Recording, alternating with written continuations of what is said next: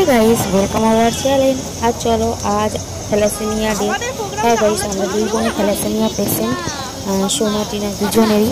আর চলো তোমাদেরকে দেখাই আমাদের 8 মে বিশ্ব থ্যালাসেমিয়া দিবসে আমাদের প্রোগ্রাম এনআরএস হসপিটাল থেকে আয়োজন করেছে।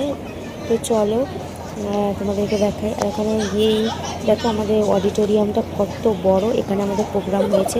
তো তোমাদেরকে একটু ঘুরিয়ে ঘুরিয়ে দেখাচ্ছি অডিটোরিয়ামটা কত বড়। আর চলো এবার আমি ফুড কুপনটা নিয়ে নিই আর গিফট কুপন।